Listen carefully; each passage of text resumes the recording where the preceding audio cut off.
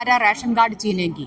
यदि आप किसी का सरकार के खिलाफ, मोदी के खिलाफ आवाज उठाएगा तो बोलेगा तो आपका राशन कार्ड छीनेगी।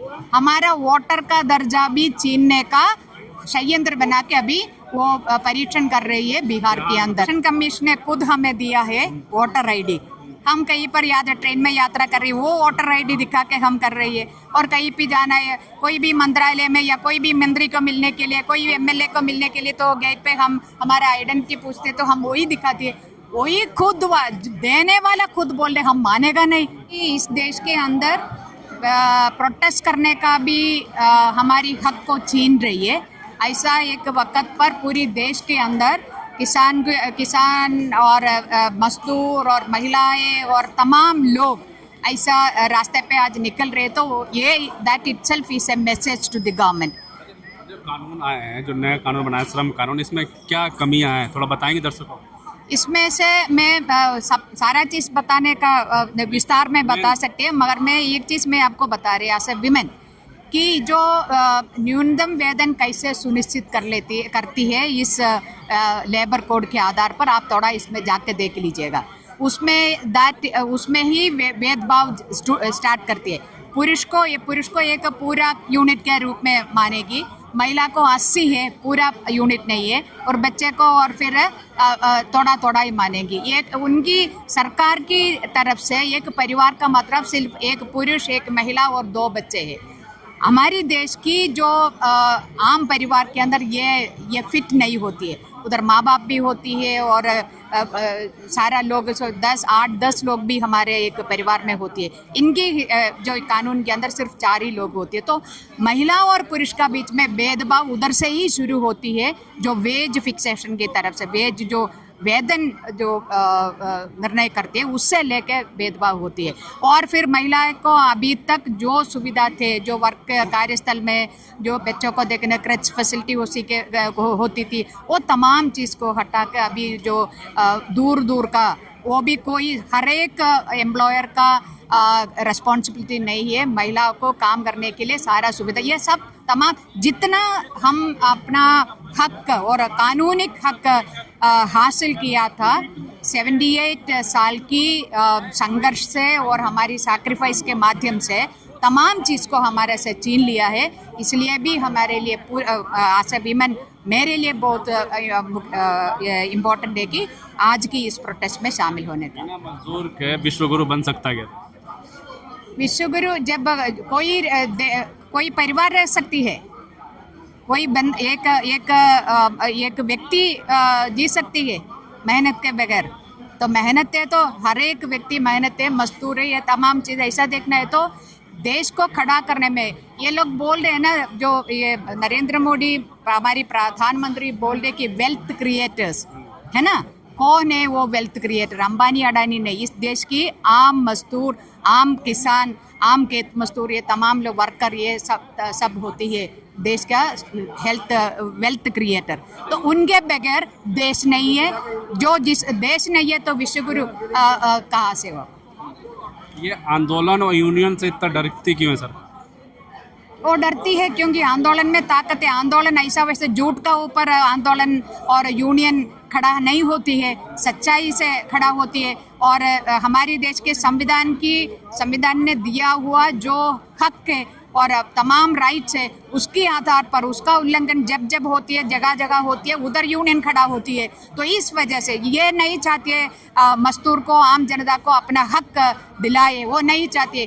तमाम इनको एक ही नरेंद्र मोदी सरकार की एक ही लक्ष्य है, जो अंबानी अडानी जैसा बड़ा कॉरपोरेट को उनकी जो मुनाफा हर मिनट में बढ़ाने का, उसके लिए कानून हमारी संसद के अंदर बनाना, उसके लिए हमारी हर एक जो संस्था को यूज करना। कॉर्पोरेट के लिए काम कर रही है, कॉर्पोरेट के लिए कर रहे हैं और किसके लिए कर रहे हैं? नहीं कर रही। जनता के लिए क्या काम कर रहे हैं बताइए?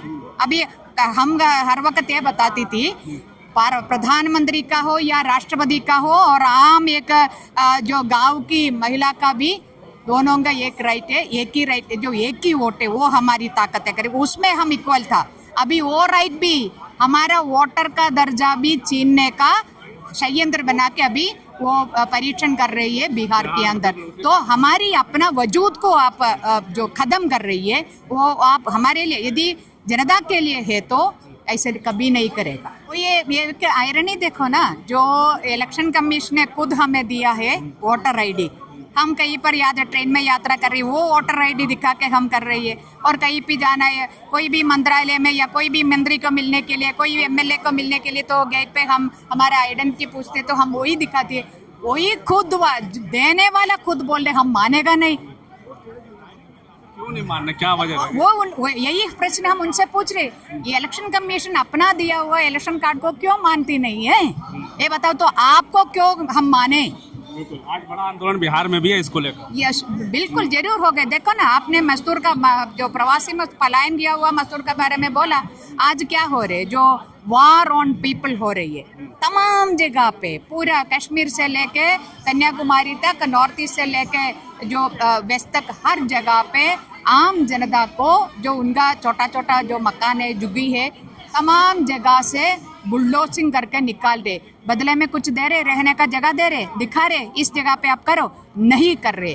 तो ये जनता के ऊपर युद्ध कर रही है। जो पैलेस्तीन इसराइल है तमाम वो अलग है, और हमारे देश में क्या युद्ध हो रही है? सरकार इस देश की आम जनता के ऊपर वार कर रही है, ऐसा ऐसा करके। और हमारी तमाम जो हक को, ऐसे वर्कर का दर्जा, सब तमाम चीज़ें निकाल कर, हमारे से छीन कर, वर्कर का ऊपर भी, किसान का ऊपर भी, सभी का ऊपर। अभी महिला आरक्षण लाया बोल रहे हैं ना, बिल अरे लाया, पास किया है, संसद ने पास किया है, मगर महिला के दोनों पैर पे जंजीरें डालकर। कौन से जंजीरें? ये सेंसस और डिलिमिटेशन कंडीशन रखा है, जब तक वो नहीं होगा तब तक ये लागू नहीं होगा। किसके लिए बना रहे हैं आप? लेकिन सवाल ये भी है कि जीतती तो फिर भी ये सरकार क्यों जीतती है? क्या धर्म के नाम पे जीत जाती है? मैं ये नहीं बोलूँगी। मैं देखो, ये जो आरएसएस संघ परिवार, इसका मैं अपनी जो अनुभव बताती हूँ कि कोई भी गांव के अंदर, दिल्ली के अंदर भी जाकर देखिए, जो महिला को हम उनको ऑर्गेनाइज करने के लिए कोशिश करेगा तो वो लोगों का डर क्या है? अरे मैम, हमें आके बोला हमारा राशन कार्ड छीनेगी। यदि आप किसी का सरकार के खिलाफ, मोदी के खिलाफ आवाज़ उठाएगा तो, बोलेगा तो आपका राशन कार्ड छीनेगी जनता। इस वजह से, इस डर से कुछ ना कुछ वोट दे रहे। और ये भी है जो इलेक्टोरल मैल प्रैक्टिसेस भी करती है, वो भी हमें पता है क्या क्या अभी चर्चा में आ गया है। तो मैं इसमें नहीं जा रहे, मगर डेमोक्रेटिकली यदि आप देखेंगे तो कितना % इनको वोट देके मगर जीत रही है। आंदोलन में डर जाती थी, लेकिन इससे आंदोलन से लगता नहीं है कि मोदी सरकार को कुछ फर्क पड़ता है। नहीं, इसको कुछ फर्क नहीं पड़ेगा, क्योंकि आरएसएस खड़ा है उसको प्रोटेक्ट करने का। आरएसएस का जो अभी 100 साल है, 100 साल मनाने का वो प्लान कर रहे हैं। उनका लक्ष्य क्या है? इस देश को एक हिंदुत्व राष्ट्र बनाने का लक्ष्य है। तो यही है, तो उनके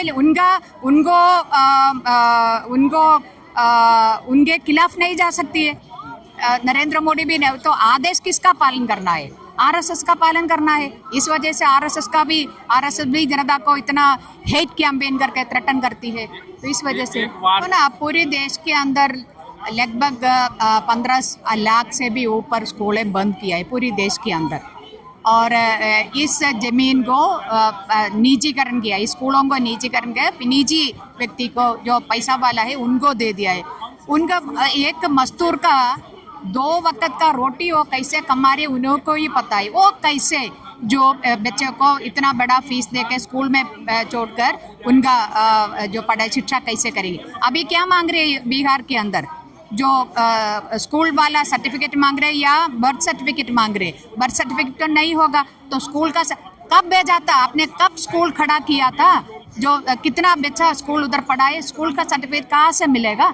तो ये तमाम चीज़ें है ना, इनको जो गरीब लोगों से नफरत है, गरीबों से नफरत है, सिर्फ वोट के वक्त वोट के रूप में ही देखती है और वैसे नहीं है। तो ये जो कर रही है पूरा, ये बड़ा कॉर्पोरेट के लिए कर रही है। और इनको है पूरा दुनिया में मुझे वाह वाह बोलना है, मेरा नाम जो है ये बोलना है, विश्व गुरु का ये लिखना है। मगर वो विश्व पूरा इतना देश है बोल रहे हैं ना, ये तो सभी लोग समर्थन कर रहे हैं। कैसे पाकिस्तान ये जो इसका चेयरमैन बन गया, इतना बहुमत से, इतना ज़्यादा बहुमत से वो कैसे जीता उसमें सिक्योरिटी काउंसिल का?